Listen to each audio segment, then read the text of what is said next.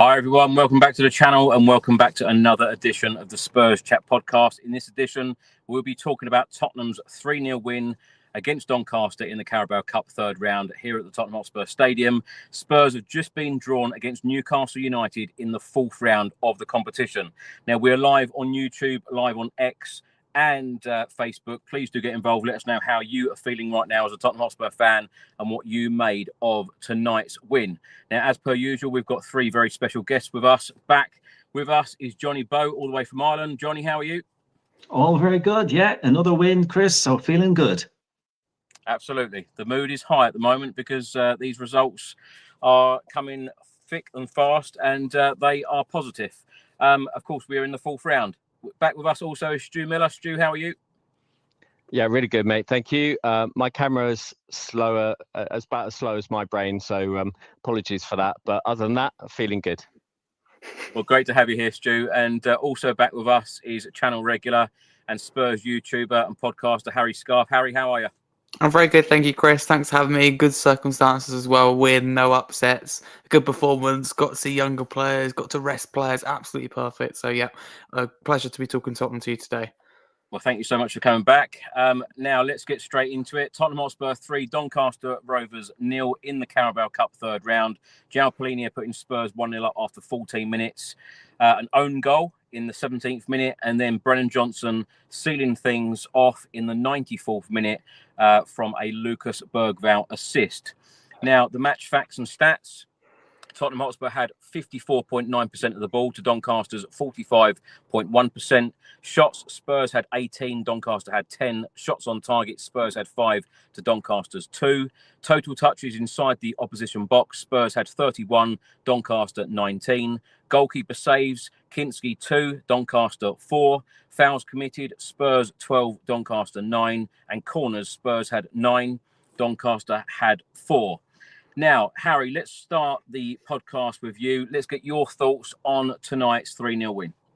Very happy, Chris. As I said, I thought it was a kind of routine, kind of sensible and professional performance. And a lot of people will be looking at this and going, what can you get too excited about playing Doncaster? But these games are arguably as tricky, if not trickier in some aspects. I mean, we've really struggled in cup competitions against lower oppositions over the years. If you look just alone, because the post you put out yourself, Chris, or across the socials, Carabao Cup third round for Tottenham has been really mixed. And most of the games we have won, but it's been more than the 90 minutes we've needed. It often needed penalties, for example. So tonight was very good. It was a very thorough, professional performance.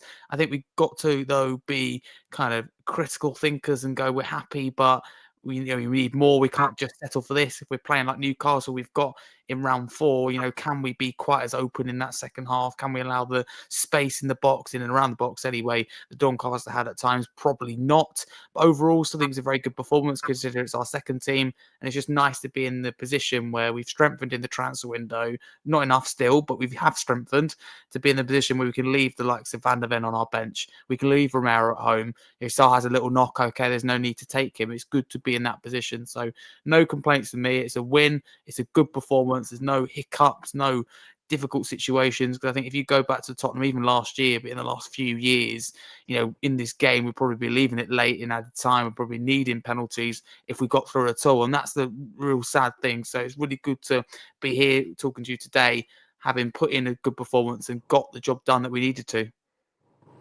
Harry, let's stay with you for a second because, of course, the Carabao Cup fourth round draw has just taken place. Spurs have been drawn against Newcastle United away. Let's get your thoughts on that one.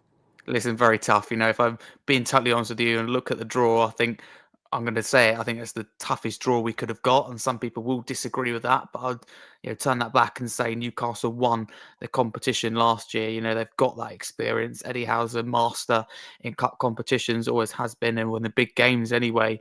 So this is really tough. And I will say a very famous quote here, famous words, and it's true.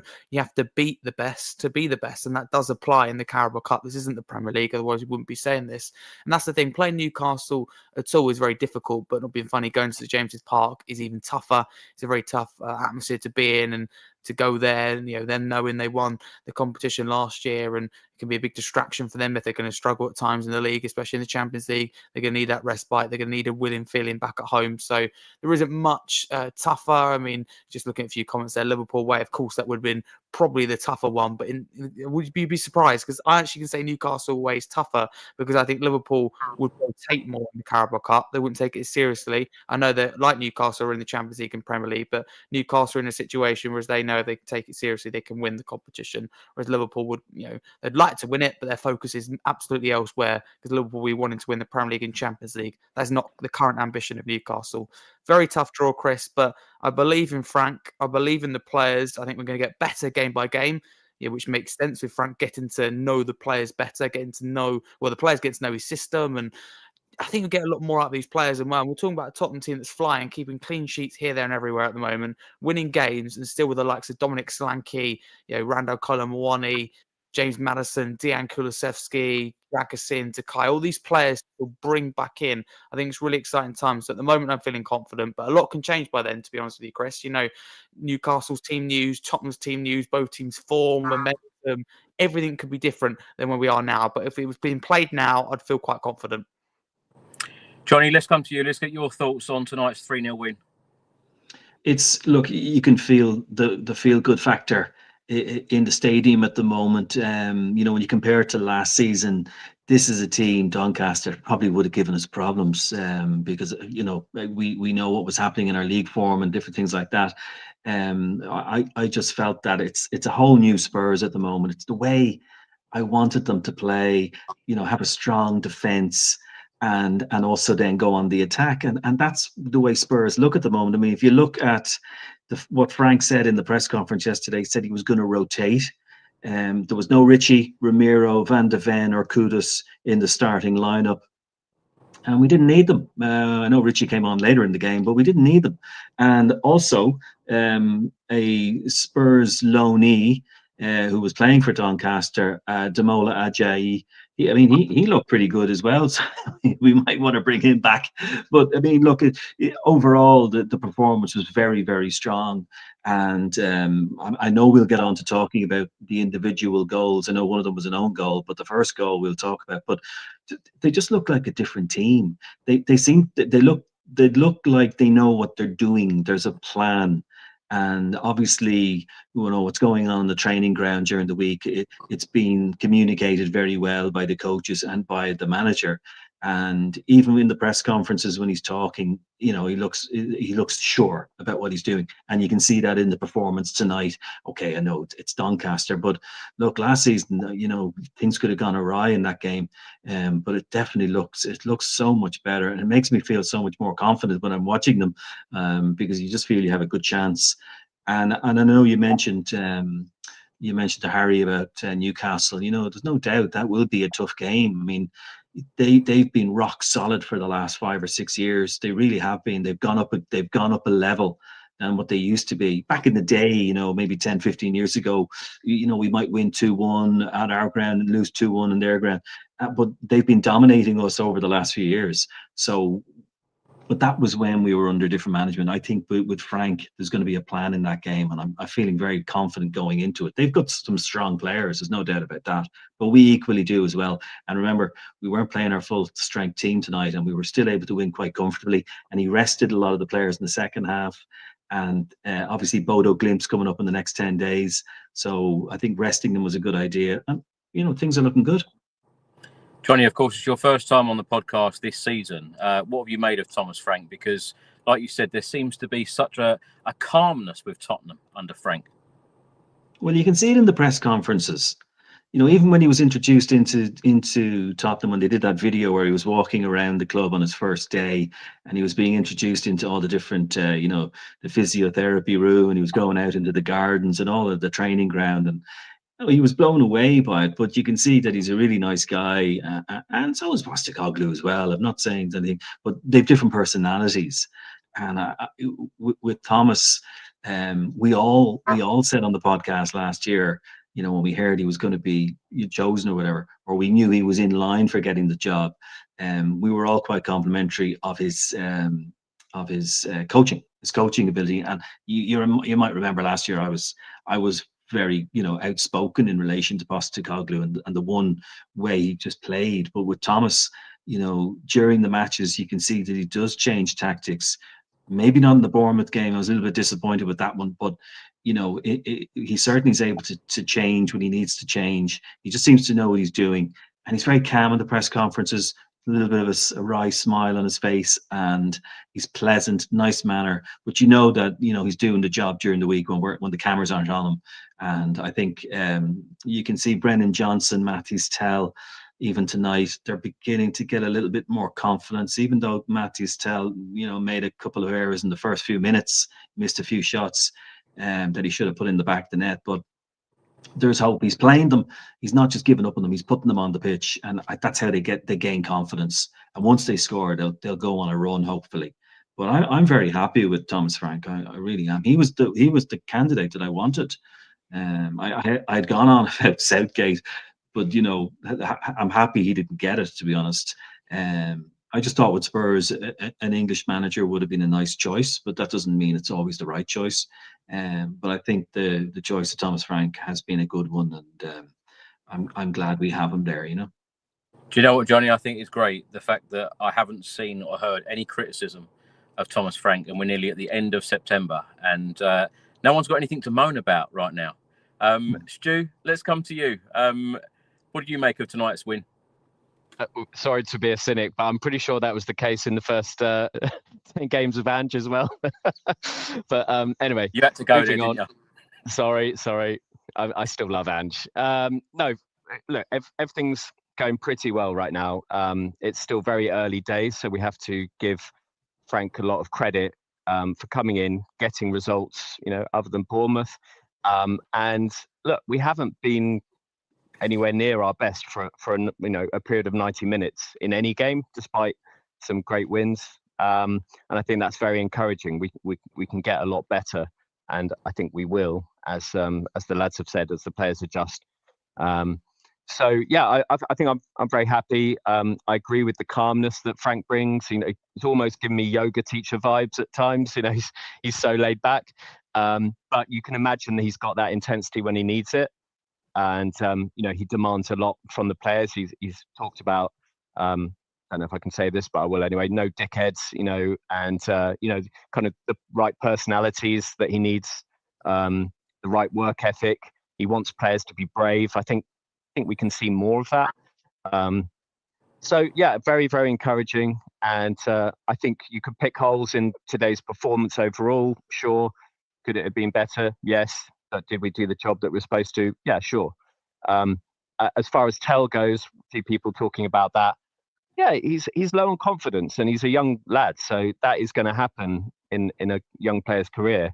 What I've seen from him, especially when he was on loan last season, I saw the personality and attitude that he's got a fight in him, and I think, as Johnny said, if he gets a goal or two, he should gain confidence from that and go on to better things. So I'm not really worried about him. I just think he's in a low patch of confidence and form, which can happen to any player. So overall, good stuff. With Tel, Stu, is the expectation amongst the fan base, do you feel, when we're playing against a League One side in Doncaster, do you feel like when Tel gets that opportunity, the fan base are almost expecting him to grab it by giving that special moment on the pitch or even score a goal or two? Yeah, absolutely. That's kind of the general rule for these kind of games, that you do expect players that have something to prove to come in and do something. But listen, it's not that easy. It's not as easy as, you're playing a weaker team, therefore you're going to score a goal or two. The lad's clearly just not on great form, but I'm backing him to bounce back at some point. And I think I've seen enough from his general attitude that he'll be all right for us. Harry, before I come to you on the starting 11 today, let's hear now from Thomas Frank. This is what he made of the game. Congratulations, Thomas. What did you make of the performance tonight? First and foremost, happy with the win, happy with the clean sheet, happy that we are through to the next round. That was the aim. I think the first half was good. Controlled the game, created the chances we wanted and needed. We could score more goals, I think, actually, first half. Got some big opportunities to both Mathys Tel, Rodri, a few other situations that was dangerous. Second half was more disjointed. I think we threw the ball away too easy. I think the pressure was not top, but also praise to Doncaster. Came with very brave, very good to stretch us. If the pressure is not perfect, they made it difficult. So praise to them as well. João Palhinha at the back today, but he comes up with an amazing goal. What did you make of him today? Very happy. He's been very, very good for us since he joined us. Again, just stepping into that centre back role and played very well, and scored a very good goal. So yeah, pleased. So ask you quickly about Mathys Tel not here today. Yeah, Mathys Tel, just a minor precaution, a minor, how can you say, a little stretch to the thigh. So we just didn't want to take any risk today. There's a good chance that he could be ready for Saturday. Hi Thomas. Like you said, Mathys Tel had a couple of chances he couldn't quite take. What did you make of his performance? And I guess, how do you build up a player's confidence when they're maybe having a run like he is at the moment? Yeah, but I don't think he has a bad run. If I'm honest, I think he played strike against West Ham, which I think he did quite well. Worked very hard for him to arrive in the right areas, which I think he did today. So I think in terms of performance, that was a step up. Then we can look at the end product to score the goal, but the performance to arriving in the box, I was very happy with. Just closed on the first ball under from Brennan, ready for the cutback. Second half, got in there in the two good situations, and had a nice shot. So I think it was a step up in terms of performance. And on Archie Gray, you decided to play him in midfield rather than centre back. What did you make from his performance too? I think we saw his running power. Very willing to run in behind. Very good when he had that drive with the ball and can go up the pitch. So I think it was a fine performance. Hi Thomas. Just wanted to ask you about Mathys again, because you've spoken about how he can play on the left, he can play centrally, but I wonder if you could actually tell us what you think his main qualities are that he gives to the team. I think he, you can see that his ability to this game to arrive in the box and the pace he got to both running behind and also getting into the right areas, I think is good. I think his pressing abilities is very good. I like the way he works in that situation. And then I think his link-up play is something that is a good level, but he can be even better at. And then I just want to ask you about Luca Williams, Barnet making his debut as well. Yeah, very happy with that. I think that was it's always a pleasure to be part of a young player's debut. Yeah, happy with that. Thomas, you moved Palhinha into defence and obviously Archie in midfield. Last season we kind of saw the reverse almost. Are we sort of saying now that Archie's position midfield is that going to be that going forward? Is that your idea? I think Archie can play centre back and right back, but I see him more as a midfielder, and I like to see him today in that position. And I was confident, and I was happy that I was backed in that feeling about João Palhinha as a centre back.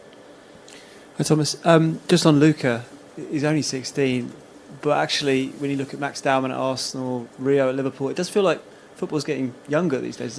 Is that how it seems to you? Yeah, I think there's definitely over the last many years the focus on the talent development and academies across the world is so big. So the talent pool is bigger. There's these talents coming through. They're younger and younger. But one thing is the debut when you're 16. The next step and much more important is how Luca or other players take those steps forward, where it's very tough to keep going and then get into the first team as a really regular player. But the first step is very important. And just on Mathys, you talked about how you were impressed with the way he was getting into the box, just the end product. Is he? It looked like he really, really wanted it today. Really wanted to score. Is it just a classic case of a striker who just needs one to go in off his backside?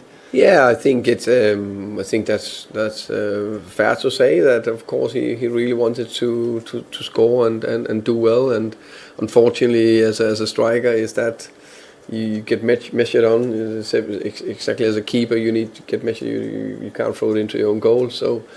But I think, as I said before, I think the overall performance was really a step forward. But of course, I really wanted him to score as well, because that'll just make it a much or even better story. Okay, thank you. Harry, it's fair to say that the press conference there post-match heavily dominated with Mathys Tel questions. What have you made of his time at Spurs so far, and what do you make of his performance this evening?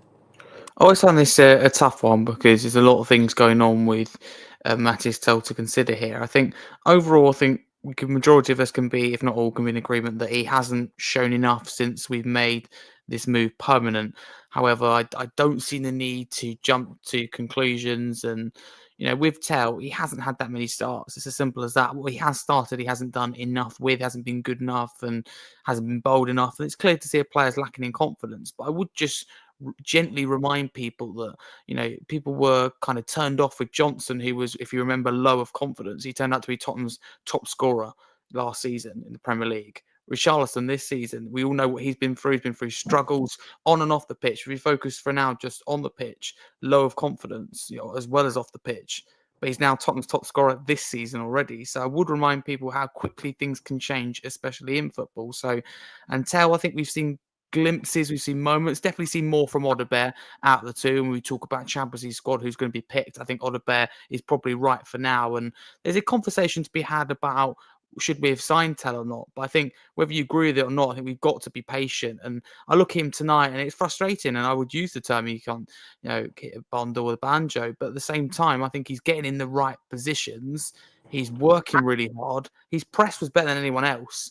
So if we're focusing just on press, which is a big part of Frank's system, then Tel ticks that box. Then he hasn't got that quality. So for me, he wants it.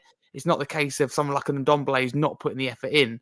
So, fair play to Tel for that. That's a big part of football. We've seen with Ndombele and others, you can have the talent at your feet. If you don't work hard, you don't want it, you're not having it. And with Tel, he's halfway there for me with that effort. So I really want it to work for him. I deep down believe it can do. You don't play for Bayern Munich or Tottenham Hotspur if you're not a top player. But I think a lot of it is Tel, is how to find that confidence. One goal will change that.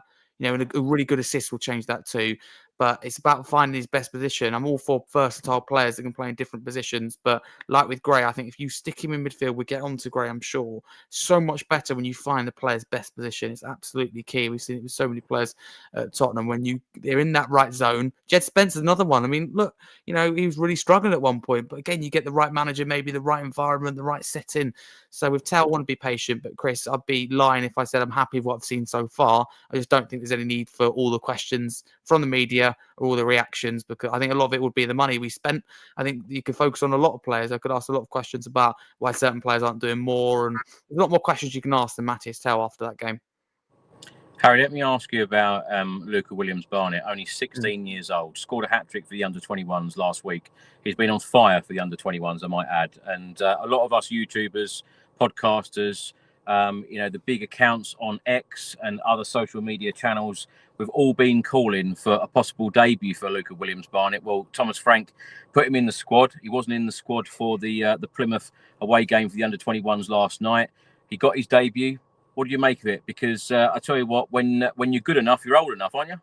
Absolutely, 100%. There's no kind of age. I think that you're ready, etc. I don't buy into all of that. You could be ready at such a young age. I think we're seeing the likes of Vuskovic, for example, that just for me looks close to being ready at such a young age as well. So this is really good to see. It's quite scary having someone the same age as myself on the pitch for Tottenham. I mean, what a dream that would be. But no, I think he's done a fantastic job. Obviously, at a youth level now, it's about doing that on the first team. He looks exciting for sure. There's no doubt about that. And see, with Frank tonight, he's got to get the balance of, we've got to see these younger players, because I made a point earlier on We Are Tottenham TV. When are these players going to get an opportunity? A lot of us go, why is there no Harry Kane in the academy? Or what's happened to our younger players? Why are we just buying younger players? But for me, we don't give them the opportunities. That's the problem. We really don't at this club. I think we have a lot of talent. and we send them out on loan, and often that's the right thing to do. But how do we know if they're ready or not? And I'm not saying, by the way, someone like a Dane Scarlett, to use an example, Chris, is the next Harry Kane. But how do we know that he's not ready? When's he going to get this opportunity? And same with a load of other players, because an opportunity for me means 6-7 starts. You're getting, like Odobert got 70 minutes the other day. For me, I don't know if Odobert is ready to play that left wing position until we see that a few times. Frank's the right manager, a good coach to do that. But at Tottenham, I think over the last few years, we've neglected younger players, and someone like Tel as well. How's he going to get that opportunity if he's not starting games? I think Frank's the right manager to do that. So it's very good that he got his debut, Luke and Williams-Barnett tonight. And correct me if I'm wrong, but I believe the goal disallowed Bergvall. I think he played a very key part in that, in creating it. So very promising signs, of course, and good to see. And I did well. We would have started him or seen more from him with others, Scarlett, Byfield, etc. But at the same time, we've been calling out for managers at this football club to take cup competitions seriously, and we've done that tonight, as well as giving the younger players a chance. It's getting that balance. As much as you want to see these players, if we start gone wrong, we'd all be sitting here moaning, and rightly so.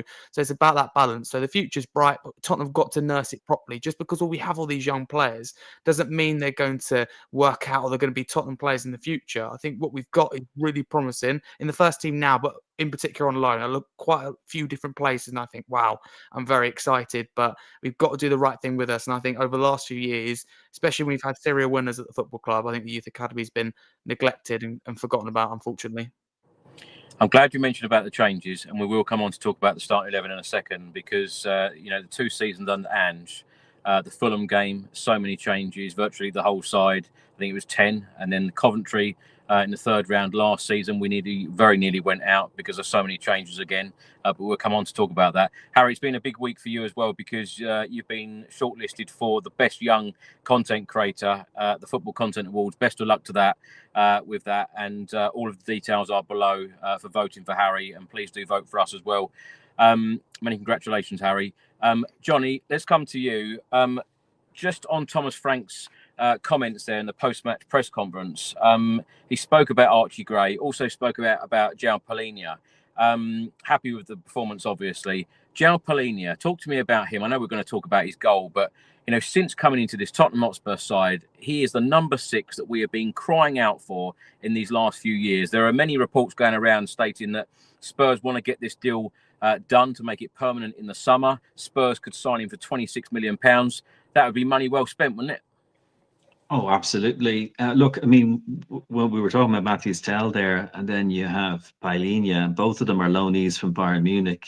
Well, obviously with Tel now being more permanent, but the situation with Bayern Munich is they have so many great players at the moment, and a lot of teams around Europe are trying to poach their players. With Gnabry there, Sané, Olise. I mean, they've a really good opportunity to win the Champions League. But with Palhinha, that goal today, it was like something you'd see from Brazil back in the 1970s. I mean, I watched them. He was facing the wrong way, and then he just turned around and he just gave it a right kick right back into the middle of the goal. I mean, he made it look easy. Those kind of shots are not easy. I think, maybe, and I'm not being disrespectful to Doncaster, but maybe their defence wasn't as good as it would be in the Premier League, and maybe he may not have been able to score a goal like that. But still, nevertheless, he took his chances, And of the 2 players, Mathys Tel and Palhinha, I was actually thinking Mathys Tel would hit the ground running a lot quicker. But I was wrong. It turns out, and even on your podcast over the last few weeks, some people weren't too happy with Palhinha. But it turns out it's actually a really good purchase, and looks like he could be one for the future, and even for now. But just see him running off when he scored that goal. Like, he's really good. He's feeling good. He's really happy to be here. You can see that, and the body language between the 2 players, Tel and all. And I know he's a young player as well. I think Palhinha is a lot older, maybe 29, 30, but with Tel, he's a lot younger. So obviously, I don't like putting pressure on players like that when they're that age. There's a long way to go yet.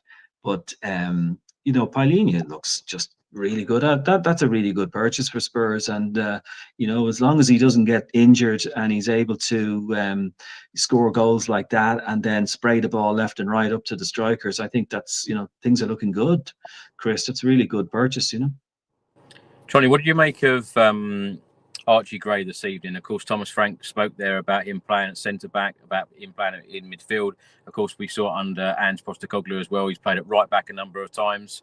Do you think he's going to get much game time under Thomas Frank? Because, you know, at one stage, it did look like he was going to sign for Brentford. And then Tottenham swooped in and got his signature. And then, of course, he's a Spurs player. You know, Thomas Frank is obviously a big fan of him. Yeah, and Thomas obviously feels he's better in midfield. Sometimes with a player, when they are an all-rounded player, you know, they might be great at right back, they might be great in goal, and they might be great as a striker. I mean, we've had a few players over the years who were playing in defence and then were played up front as a striker, and it can happen. I think with him, he just needs to find a position and work on that position and become better in that particular position. Because when you're a jack of all, when you're a jack of all places, and you're in different places, you never become good at one. You're just average at all those particular spots. So the fact now that he can just focus on, in the midfield, I think that's good for him. And I think he has a good coach there in Thomas Frank and the coaches around him. The only issue I would have is he's not guaranteed to start every game. I'd love him to be started, but there's a lot of competition in the midfield as well. And so I think, just like I was mentioning Mathys Tel, like he in the opening 2 minutes, Chris, opening 3 minutes of that game, he missed two big chances. This is Doncaster. You got to take those chances, And so when Gray comes on, he also has to hit the ground running, and he did. To be fair, I mean, he had a very good game, and I think just like Danzo, he had a good game as well. Look, I think with Archie Gray, just as long as he focuses on that one position, and if Thomas Frank keeps playing him. The issue is when you're just left on the subs bench and you come on 20 minutes to go, you're not getting enough game time. It affects the morale of you as a player, because they're all human. We're all human. If you're just being brought on as a sub at the last 10 minutes, it's just demoralizing sometimes as a player. So I'd like to see him get more game time. And I think if Thomas Frank does play him a lot more, you'll see the real Gray coming to the forefront. I really believe that. Stu, let's come to you. Thomas Frank said they're happy with the win and the clean sheet. He said that the second half was more disjointed, but I want to focus on the clean sheets because we've had 3 out of 5 in the Premier League. Of course, a clean sheet in the Champions League against Villarreal, a clean sheet again tonight. Defence is obviously very, very important. Of course, we've got a set-piece coach as well in Andreas Georgsson. What do you make of our defence this evening and the way that we have defended in games? Because we seem to be pretty solid. But do you go along with Thomas Frank also saying that it was more disjointed in that second half? Yeah, I'd definitely go with that. I mean, it's nice to see the defence kind of have more of a plan, more of a structure to it. I haven't seen this many clean sheets since I lived with my mum. So that it's a really positive... positive. Sorry. Well, so positive sign, and look, we under Ange, we obviously had that chaos, and it was chaos at the front, chaos at the back. We've transitioned to a very different type of manager now that we're not really used to seeing that kind of plan, because if you go back to, say, Conte, defensively very solid, but quite predictable in terms of what he wanted his team to do going forward. What I like about Frank is that he's trying to, he talks about it a lot, about players wanting his players to be brave. And okay, we're not clicking yet going forward because that takes time, but I think he's going to be a very different proposition to someone like Conte, where at times we felt like we were getting, bored to death. So I'm excited about the defence being a foundation for then more fluidity going forward as Siemens gets embedded. I thought he looked really lively at times today and created chances and looked a really good spark. Obviously, he's still settling in, but yeah, from a good defence, you can then build on that and get the attack going. I would say one concern that I think we still have at centre-back is that if one or both of Romero and Van der Ven are out, our ball playing is not looking great from the back. We rely so much on Romero punching through, kind of the first line into midfield. And unfortunately, Danso can't do that. We saw Dragusin really struggle on the ball when he's been playing in the past, and I think that's a concern. It's nice to see Palhinha can play there, but then he's been so good for us in midfield in the big games that I think we do need him in that six in general. Although I wouldn't mind seeing Palhinha drop into forming a back three, which can turn into a back four during games, because I think he's shown he can do that. So exciting, and much more to come. Sorry about the mum clean sheets comment. That's all right. Stu, let's stay with you. This was the starting 11 this evening. Kinski in goal, as Thomas Frank confirmed in the pre-match press conference. And then the back four of Porro, Palhinha, Danso, Spence. In midfield, Gray, Bentancur and Simmons. And then the front line of Johnson, Tel and Odobert. Subs this evening, Austin, Bergvall, Byfield, Scarlett, Thompson, Udogie, Williams, Barnett, Richarlison and Mickey van der Ven.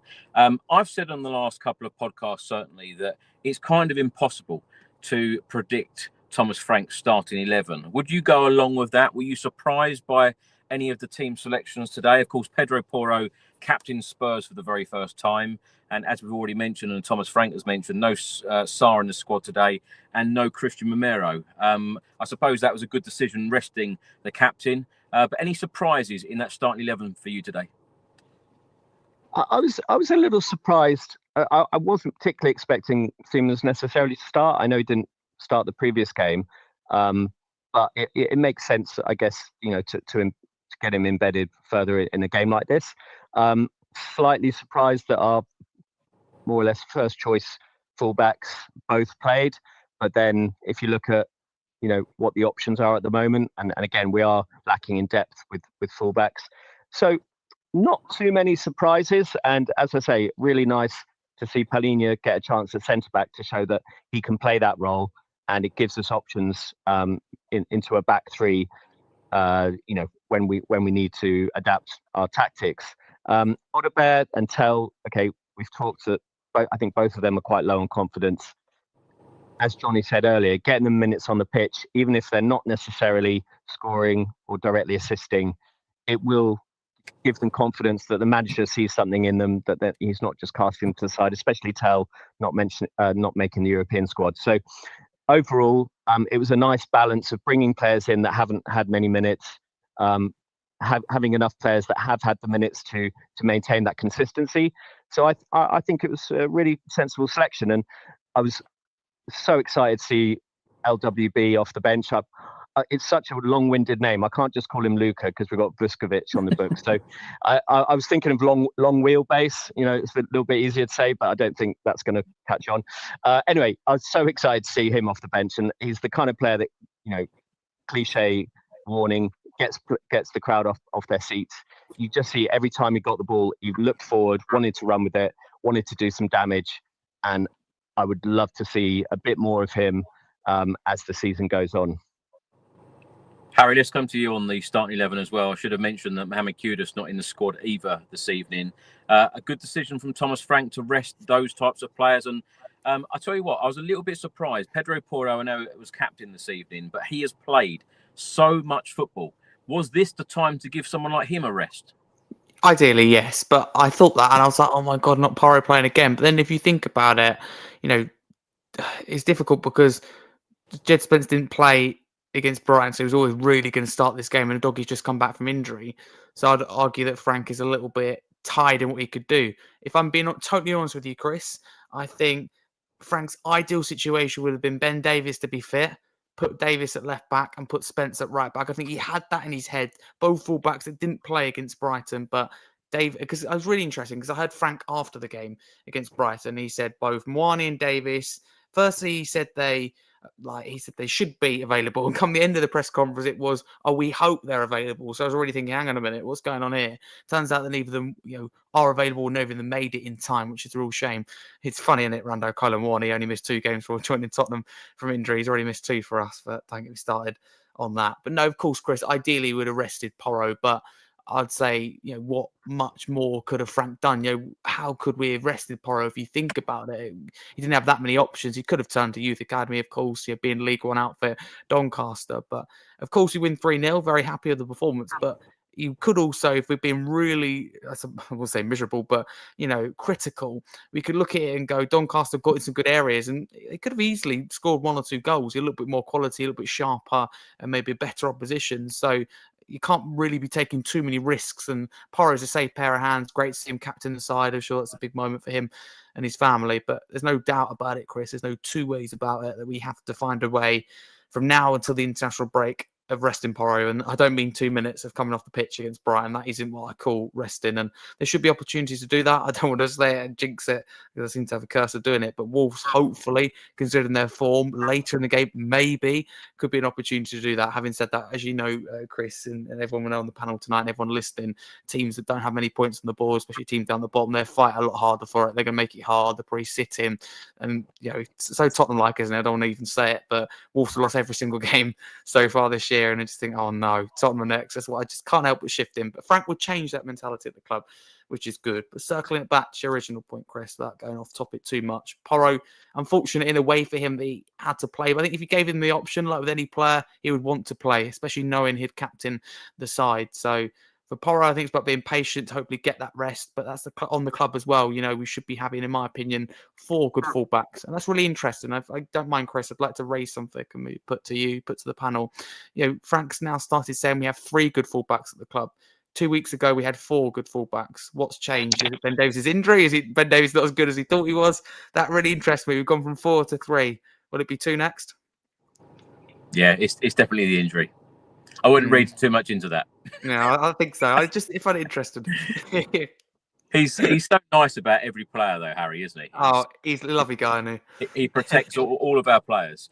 Let's move on to the match incidents. Let's stay with you, Harry, because in the first minute, Doncaster had a chance. Their shot was blocked. In the second minute, Tottenham had a chance over the bar. In the third minute, a cross into the box. Tel couldn't quite get there, as you guys have already mentioned. Simmons had a shot over the bar after 4 minutes. So it was a lively start from both teams in the opening 5 minutes. Doncaster had a chance in the 11th minute, headed wide. A minute later, Johnson putting a cross in. Tel couldn't quite get there. And 2 minutes later, Spurs went 1-0 up. João Palhinha, as Johnny has already spoken about, an overhead kick, a fantastic goal from our number 6. Javi Simmons, of course, put a corner in. It was partially cleared, and then Palhinha did the rest. I tell you what, Harry, we don't expect this from our number 6, but we'll take it. We absolutely will. What a signing and what a bit of business from the club. I could sit on here and slate the club and the hierarchy for ages. But the reality is we had a good transfer window. The aim of any transfer window is to come out of it, the back end of it, stronger than when you came into it. And Tottenham have absolutely done that. And I can't remember a window in my lifetime or anyway in recent years where we've got, in my opinion, 2 or 3 players, probably 3 at least, that drastically improved the first 11. We've added depth and quality. Palhinha is a good example of that. A lot of people say, it's a short term, it's a lazy option, it's an ambitious option. I don't agree. I think he comes in and he's top number 6. We really missed that protection for the defence and now scoring goals as well. And if you looked at the game tonight, if you watch the game, you're not a avid Tottenham fan, an avid football fan, and you didn't know João Palhinha's position or how he's been getting on or playing in terms of position under Frank, you wouldn't even know that he wasn't the centre-back. And that's real credit, to Frank for trusting him there and clearly having a very good understanding from a coaching perspective that he can play there and do a good job there. But it's also good on Palhinha. And Doncaster, or not, League One side or not, it doesn't matter. We were actually tested defensively. Sound crazy, maybe, but against Doncaster, they caused us a few problems. They got in good areas, but I felt calm with Danso and Palhinha at the back, and that's really refreshing. And we just saw the team. I don't know about you guys, but I just thought, great, centre back again, and that did frustrate me a little bit. Well, it worked a lot better, in my opinion, seeing Palhinha, in centre back, and Gray is that number 8. I mean, Gray's, I think, a number 8 in the horizon after seeing that. Very good performance, but Palhinha, you don't expect it. Very good goal. I put it more down to quick thinking from Palhinha. The ball's come out unexpectedly, and it's just the experience and know-how to go, look, I haven't got the legs to take a touch, bring it down, move the ball on without probably getting tackled or giving away a foul. Palhinha knows, he knows his body, what he's capable of. So I just think he thought, why not have a go? And he probably backed himself, and it's a really nice goal, and he deserves absolute credit for it. So, and we've seen a couple of goals from him now. I think he got one against Man City. Correct me if I'm wrong, a little bit scrappy, but I believe he pile drives it in the corner, a little deflection as well. I think it was for Kanji, if I can remember correctly, or Diaz. So, he can get those goals. And I remember seeing him for Fulham, and I was like, this is a very good player, and he's the exact same player, if not better, than we saw at Fulham. At Bayern, it just didn't work for him through injuries, and I just don't think he ever got to quite grips of the football over in Germany. But what a good sign it's been. Even if we do have him for a year, Chris, it's going to make a massive difference. That protection to the defence, all the things that have gone on with Basuma, Palhinha has just softened that blow, made it a lot easier, and it's just nice not having to worry from a defensive aspect. We're going to concede goals. We're going to have bad days at the office. We saw it against Bournemouth, but Palhinha has that solidarity to the defence. It not only has depth, but quality. Johnny, let's come to you, because Spurs went 2-0 up after 17 minutes. McGrath own goal, but excellent work from Wilson Odobert. I actually wrote in my notes that first half, I was most impressed by Gray, Palhinha and Odobert. When you talk about players taking opportunities, I feel like Wilson Odobert has certainly done that this evening, getting minutes under Thomas Frank. Excellent ball in, and the defender could do nothing about it. No, and Odobert, he's very pacey, just like Brennan Johnson, and we're very lucky to have both of them going up the wing, because he's very effective when he plays, Odobert, Chris. He's got the pace and he's got the final pass. Sometimes you have players who just have the pace and their final pass is a little bit sloppy. It doesn't reach the striker or whatever. But with Odobert, he's pretty accurate, and what a signing he has turned out to be.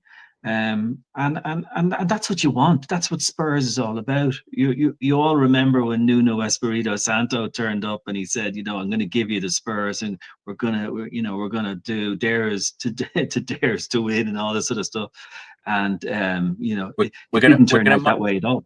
We're going to make you proud. Yeah, all that stuff, and look, he's a lovely guy, Nuno, I really like him, but he didn't deliver on that type of thing. So they're better off not saying that kind of stuff. Just say, we'll really do our best, we'll give it a good go, that kind of stuff. Don't get into all this, we're going to give you Brazilian type football, because we all got too excited and it didn't turn out to be that way at all. But with players like Odobert and Brennan Johnson and, many of the other players that we have a really pacey team, Chris. There's not many slow players in that team. I mean, I know Pedro Barro is playing quite a lot at the moment, but he has to take that as a positive for him. If the manager is playing you a lot, it means the manager really sees a lot of positive things in your play. So that's a good thing for Pedro Barro. But with Odobert, I think he should be starting all the games, to be honest. And as long as he's fit, that's a positive for Spurs going forward. But no, I'm really happy. I think his crosses are really effective. That's the great thing about him. Yeah, I feel like a lot of the crosses actually in the game so far this season have been really effective. It's down to those players playing centre forward to be bearing those chances. Johnny, let's stay with you. After 23 minutes, Wilson Odobert had a shot over the bar. 4 minutes later, Tel shot the goalkeeper. It went out for a corner. On 31 minutes, Archie Gray forcing a good save from the goalkeeper, tipping it round the post. Spurs certainly had opportunities in this first half.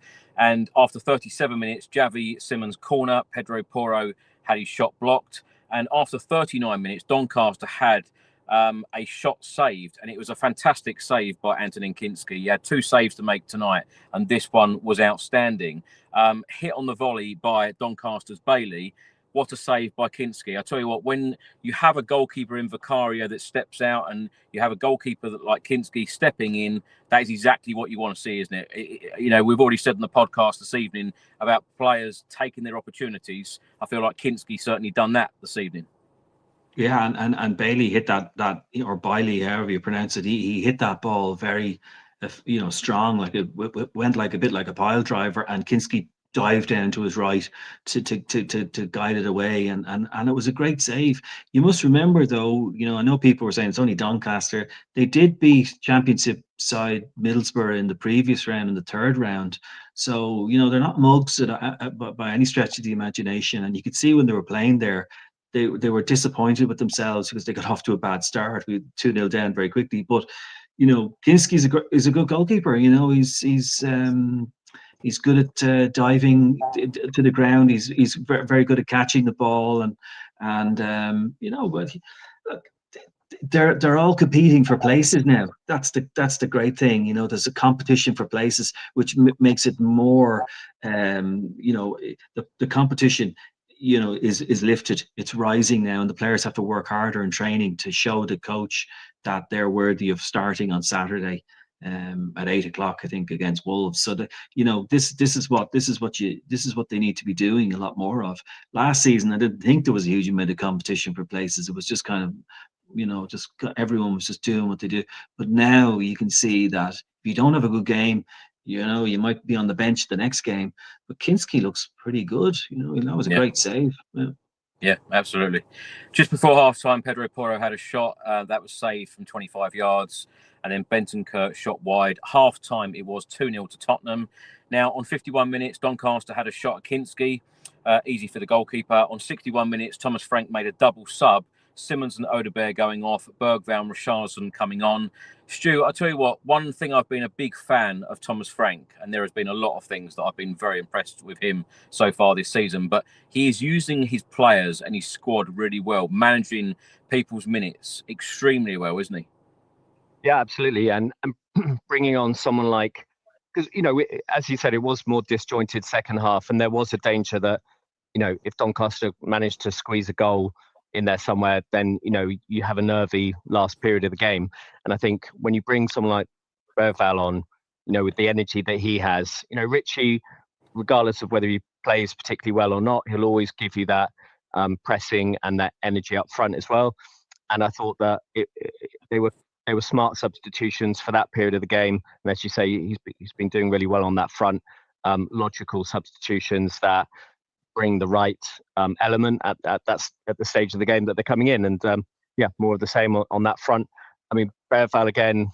Okay, I know it's lower league opposition, but don't think there's enough good things to say about him at his age, his stage of his career. So much to come from him, I think, and really love to just see him get as many minutes as possible. I think, unfortunately, in the majority of the league games, at least, and big Champions League games, I think someone like Archie Gray is going to struggle for minutes, because when you've got Palhinha as more or less a must start for any big opposition, you've got Sarr, you've got Bergvall, you've obviously got Siemens if he plays in the middle, or you've got a lot of competition, but obviously Bentancur. So it is a struggle to see someone like Archie get that many important minutes, but hopefully the cup games can provide him with enough to at least carry on his development. Got to remember he's only 19, Tel only 19, Bergvall only 19. I mean, it's really exciting, squad that we're building. I know we've spoken a lot about Tel this evening, but I've got to mention this chance and opportunity for Spurs after 68 minutes. Literally laid on a plate for Mathys Tel, and he completely missed it. Stu, how important, you've just mentioned there about patience, how important is it that the fan base are really patient with such a young player like Mathys Tel? Because I feel like, certainly this evening, whenever he missed an opportunity, there were a lot of people like groaning. I'm sorry to say, but that is Spurs fans. That we are one of the worst for that, I feel. I'm not trying to be negative, but it's just my opinion that we get on players' backs more quickly than most home fans do. That's just my observation over the years. I think we are one of the more fickle sets of fans, and one of the quickest to get negative on our own players. I really don't like that element of our fan base, and I'm not saying it's all our fans, of course it's not, but it's a significant element that you can hear, as you said, the groans when people are not on form and they're not, you've got to get behind your players.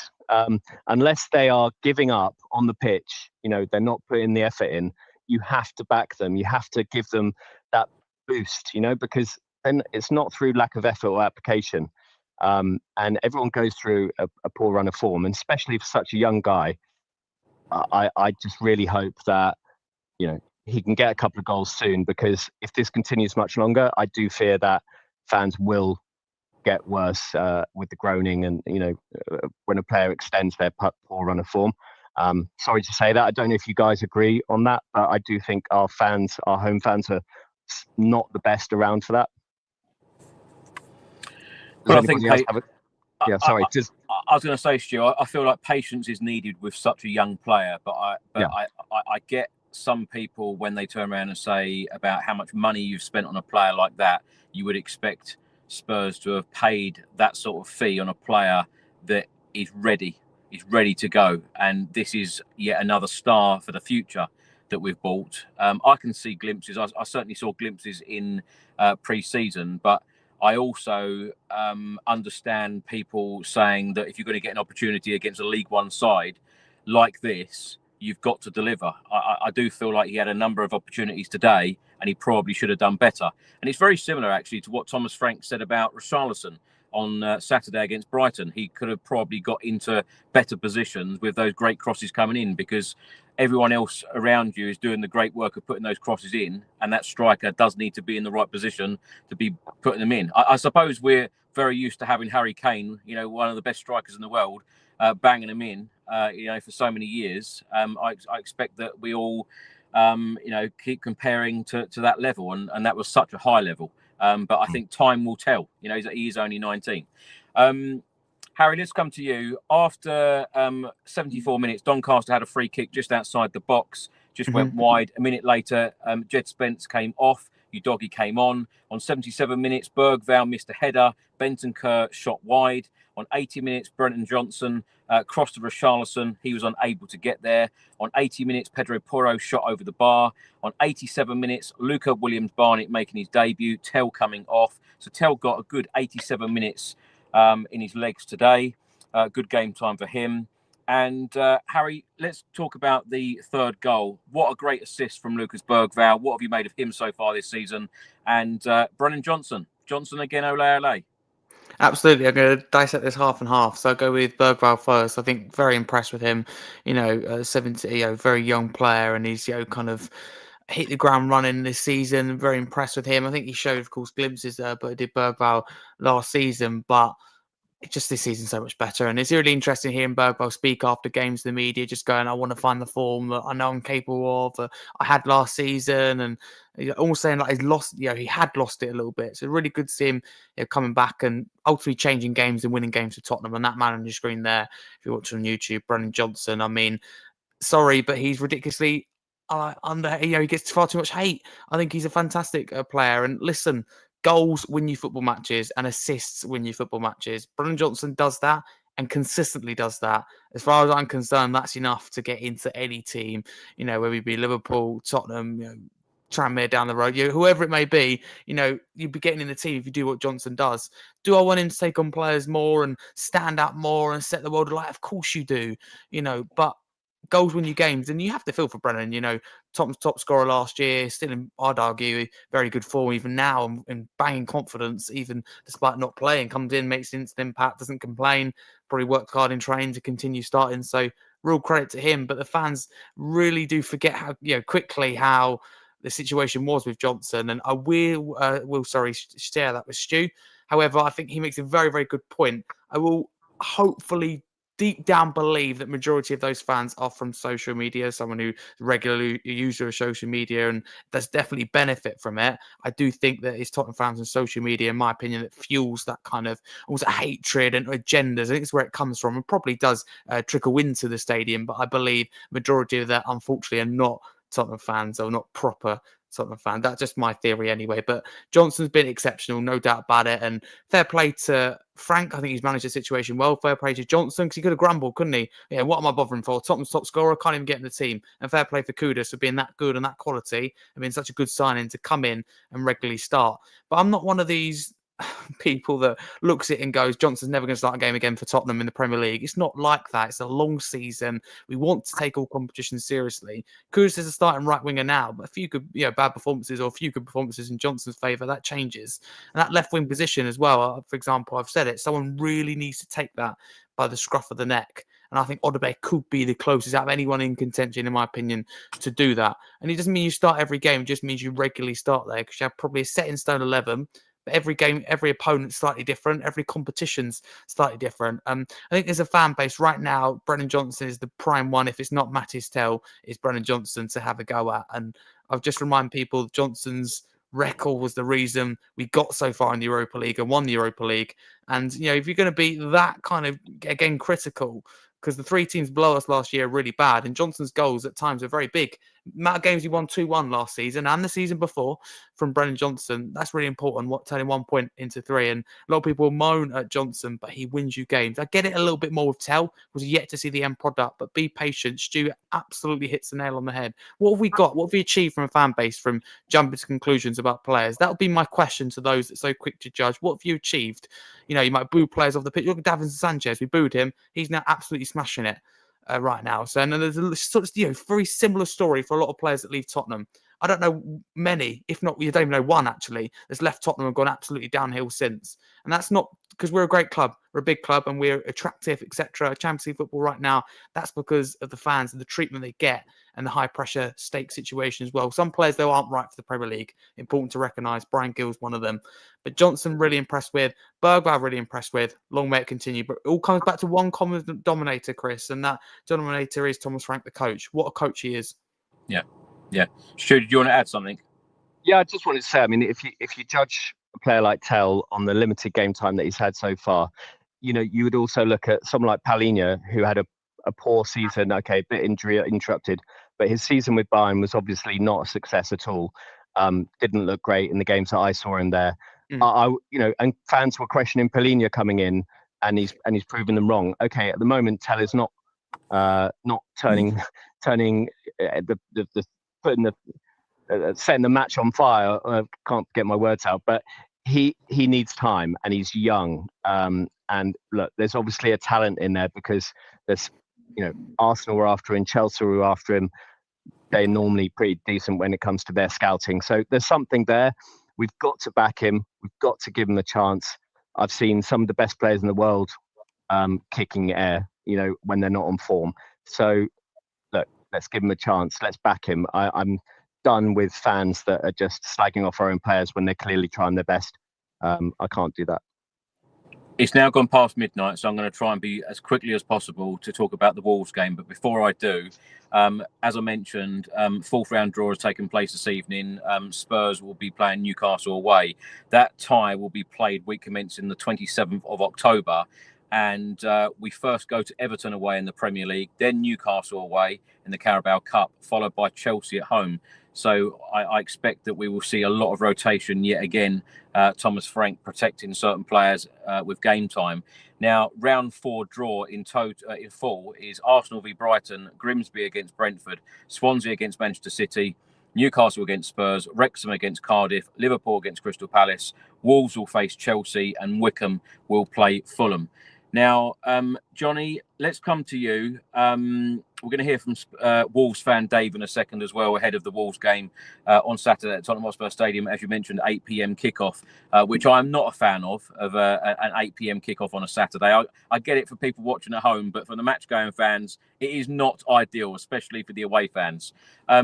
Johnny, as we've all mentioned, and I know Harry was alluding to it earlier about Dr. Tottenham and Spursy, we see Wolves sitting bottom of the Premier League table. They've lost 5 out of 5. They beat Everton in the Carabao Cup last night.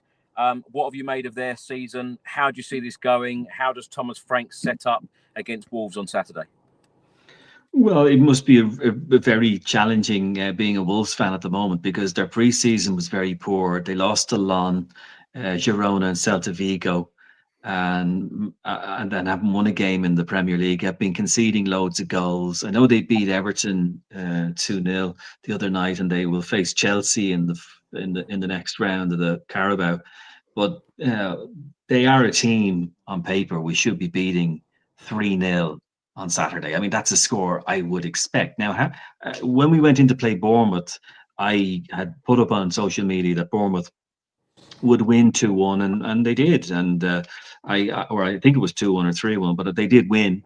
And the reason I said that was because of the counter-attacking football that they have, and also they don't fear Spurs. Teams don't fear Spurs anymore. But when we're in that position, I think we're third at the moment, with Arsenal and Liverpool ahead of us. When we're in that position, let's say Arsenal mess up at the weekend and they get a draw or they lose, whatever, it could happen. that's a really good opportunity for us to go into second and solidify that place and just keep getting points on the board to try and get into the top 4. But when we're in that situation, we always mess up. And I could go back through season after season after season when we're 6th. And if we win this game, that 3 points gets us into the top 4, and we'll pass out Newcastle. And we lose that game, to Wigan or to Luton or wherever it is. And it's just, you're kind of going, oh, geez, not again. And so I look at Wolves and I sort of say, my head says, 3-0. And my heart says 3-0, but sometimes it just doesn't work out. And Wolves, I'm not saying I'm going to go with 3-0, Chris, but worst case scenario could be 1-0 to Wolves. That's the way these things happen to us. And you're kind of going, they're bottom of the table. How could they beat us? But I'm not getting carried away like I did in previous seasons. I'm just staying calm because I think we'll win. I do. I think we've got great players there now. This isn't like last season. We would have lost to Wolves last season, but this season we'll win. But we may not win by much. It could be 1-0.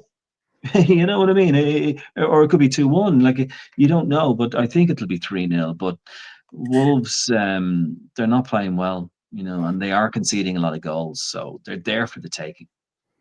I thought you were going to go through every single scoreline then, Johnny. I can keep going if you want. I can keep going. We might even go for 4-0, Chris. Covering all bases, yeah. No, do you know what? Under Ange Postecoglou winning that Europa League, I feel there is a part of the football club that has kind of lost that Spursy and Dr. Tottenham tag. Can I ask you all very quickly, just give me a yes or a no? Do you think that we will lose these tags with opposition fans under Thomas Frank? Because Thomas Frank, like I said at the start of the podcast, he's so calm and he does things in a very, very different way. And, like when we came back, I don't think there's enough credit for the manager or Spurs on Saturday.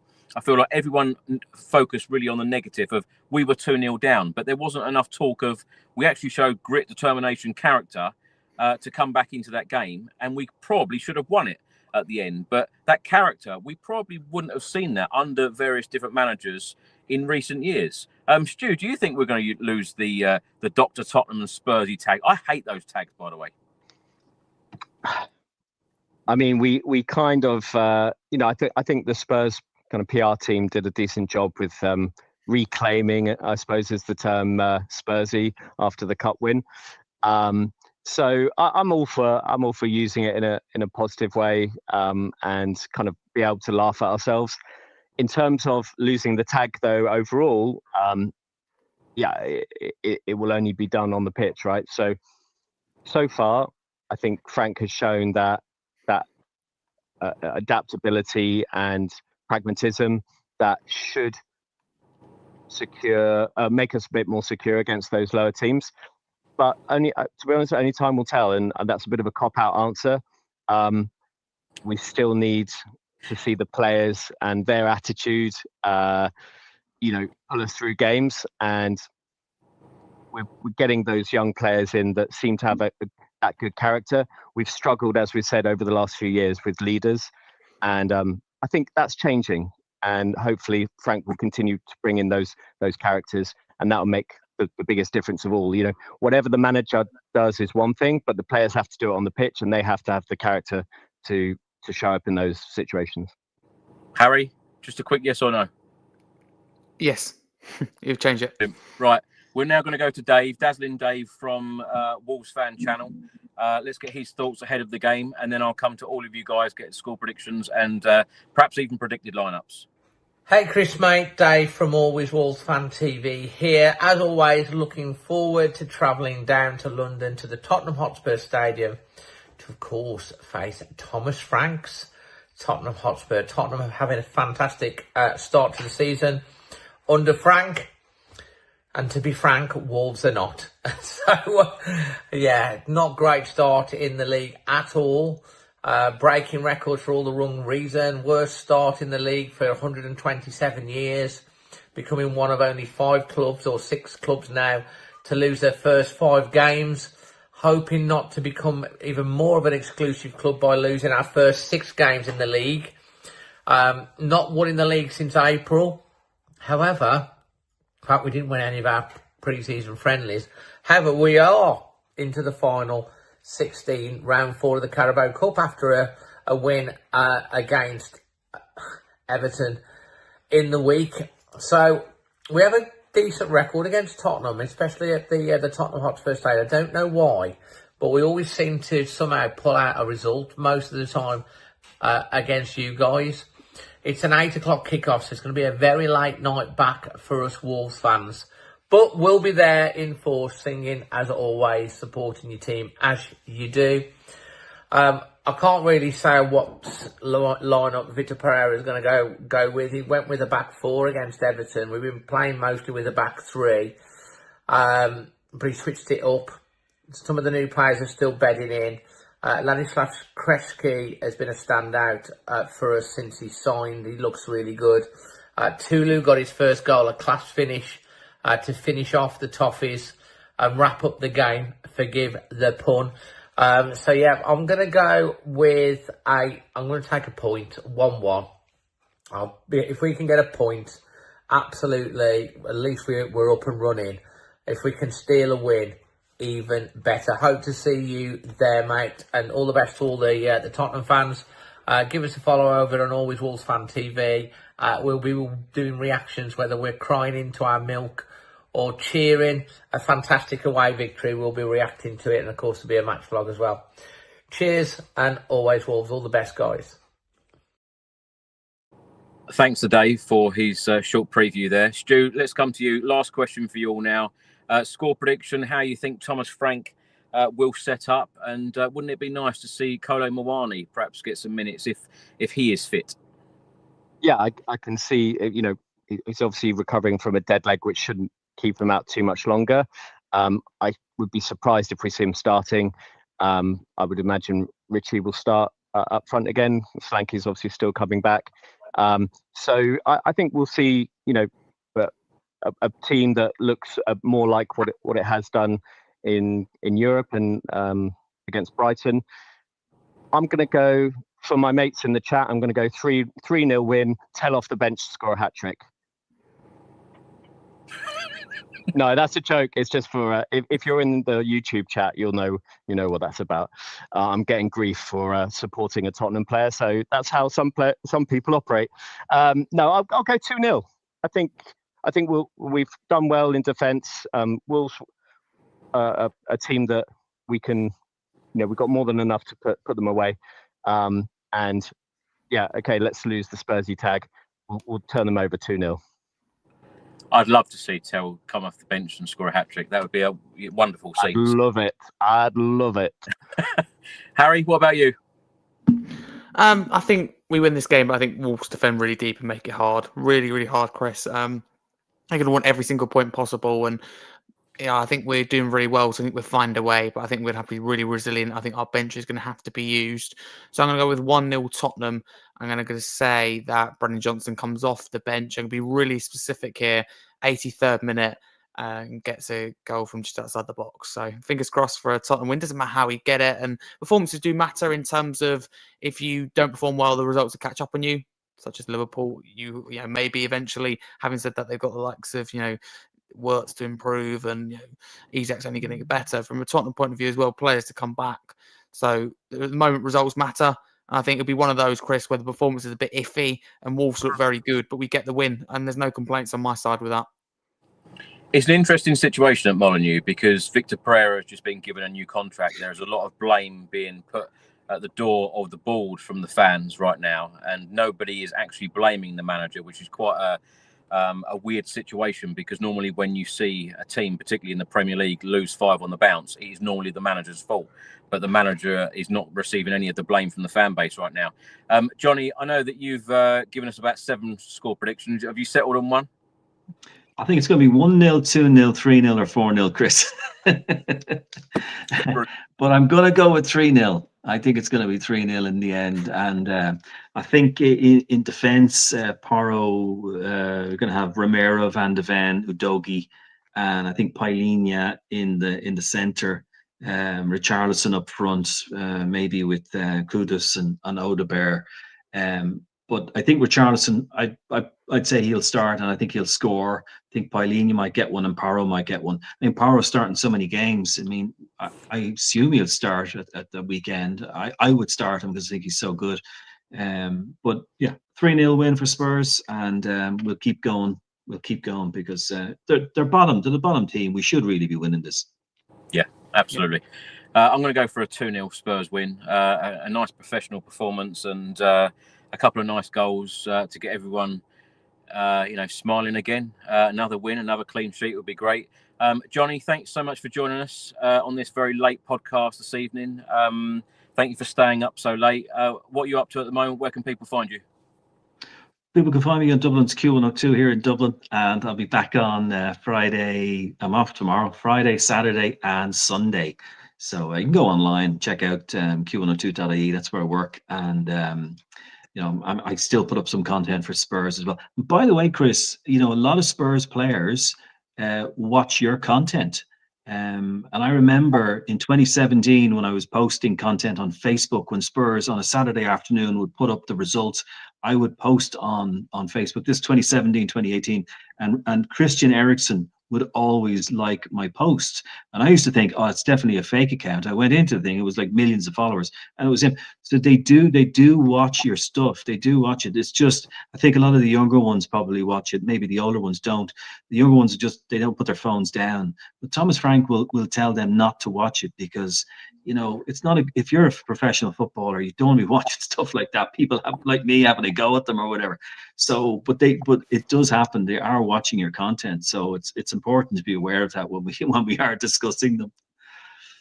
Thank you, Johnny. Thanks so much for joining us. And Stu, thanks so much for your time.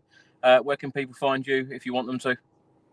I'll be back on here very soon, which is great. I hardly think they would want to, but if you would like to check me out in a non-football related way, I do a monthly DJ show on Vocal Booth Radio, first Thursday of the month, 4 p.m. So come check some tunes out. Nice soulful music. Can't go wrong. Stu, thank you so much. And Harry, let's say again, many congratulations for being shortlisted at the Football Content Awards. You must be absolutely delighted. And tell everyone where they can or how they can vote for you and what they can expect from your channel. Firstly, Chris, thank you very much for having me. It's a real pleasure to come on as always, as I said before, in good circumstances. No, thank you for that. It's been an honour to be nominated as a finalist for the Football Content Awards 2025, 3 years in a row. And the first year, I just thought I'd enter just for the sake of it. Why not? It's free, and I was absolutely baffled when I got the email to say I'd made it as a finalist. So 3 years in a row is quite special in the best young content creators category. So if you can vote for me before the deadline closes on the 12th of October, that'd be absolutely fantastic. Thank you. Can't put into words how proud it is to represent Spurs up in Leeds at Ellen Road for this. It was really proud last year to represent Spurs at the Tottenham Hotspur Stadium, then at Anfield the year before, both along with yourself, Chris. So this year it's an honour to be in that kind of Spurs representation along with yourself, Chris, along with We Are Tottenham TV, of Barnaby. There's so many people included in here that have made it. So, well done to every single person that has Tottenham and non-Tottenham. But you can follow me at Harry Scarf 22 across all socials. Regular here, proud regular here too. Chris Cullen's Spurs Chat podcast in his channel too. So thank you very much. I also have my own YouTube channel, Harry Scarf, 2 episodes a week of the Tottenham podcast, Monday and Thursday night on YouTube, available multi-platform. So a lot going on. I'm not going to bore you anymore. Football writer too, autism advocate, you name it. But I'll always be here. So thank you very much for having me. Harry, thank you so much, and best of luck with the award. You too. You deserve to win, so let's hope that everyone votes for you. Johnny, Stu, Harry, thank you so much for your time. Thanks for watching, everyone. And a big personal thank you from me as well before we go. We are nearly at 190,000 subscribers now, which is absolutely incredible. So thank you so much for all of your incredible support, as always. And remember that all of these podcasts are available on audio platforms. We will be back with another edition of the Spurs Chat podcast when hopefully Spurs beat Wolves on Saturday evening. Come on, you Spurs. That was Spurs.